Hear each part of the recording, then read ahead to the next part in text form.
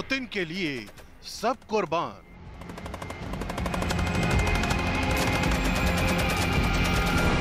युद्ध के मैदान में कादिरोव की जान।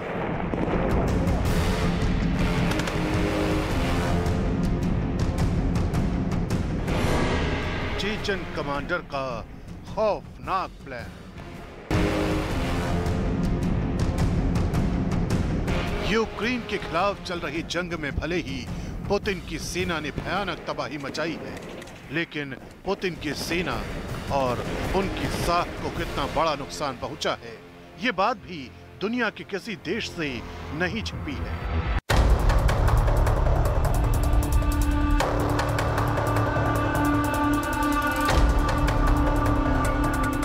लेकिन पुतिन के इसी साख को बचाने के लिए उनके सबसे वफादार जनरल रमजान कादिरोव ने अपने तीनों बेटों की जिंदगी को युद्ध के दांव पर लगा दिया है।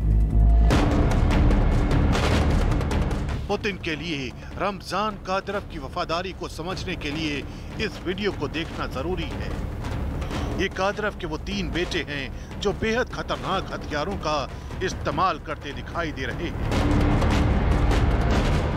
राइफल हो या फिर रॉकेट लॉन्चर, कादिरोव के बेटे युद्ध के मैदान में उतरने के लिए पूरी तरह से तैयार हैं।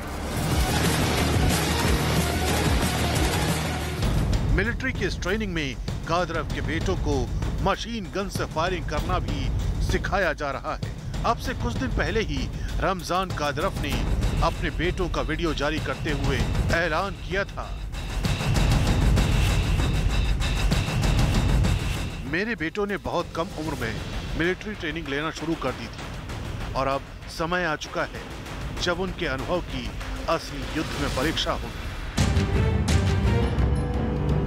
कादिरोव के इसी ऐलान के बाद माना जा रहा था कि कादिरोव कभी भी अपने तीनों बेटों को यूक्रेन की जंग में उतार सकते हैं। अब जो वीडियो सामने आया है उसमें दावा किया गया है कि कादिरोव के तीनों बेटे जंग का मोर्चा संभालने के लिए मारियोपोल पहुंच चुके हैं। भारी सुरक्षा के बीच कादिरोव के बेटे यूक्रेन के खिलाफ युद्ध लड़ने की ट्रेनिंग ले रहे हैं। कादिरोव के नाबालिग बेटों ने मारियोपोल पर कब्जा करने के लिए कुछ वीडियो बनाए हैं। वीडियो से लग रहा है कि वो पूरी तरह से तैयार हैं, लेकिन क्या वो युद्ध में जाएंगे और लोगों को मारेंगे?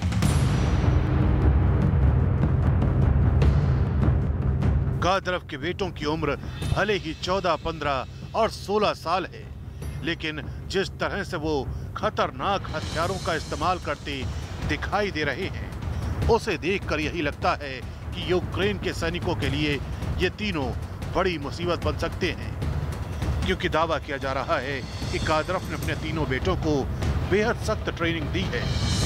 यानी जिस बेरहमी के लिए चेचन लड़ाकों को जाना जाता है, कुछ वैसी ही बेरहमी के साथ यूक्रेन पर हमला बोला जा सकता है। माना जा रहा है कि जंग के मैदान में कादिरोव ने अपने बेटों को इसलिए दांव पर लगाया है क्योंकि उनके बेटों को देखकर पुतिन की सेना का हौसला भी 7वें आसमान पर पहुंचेगा, जिसका असर सीधे सीधे युद्ध के नतीजों पर पड़ सकता है।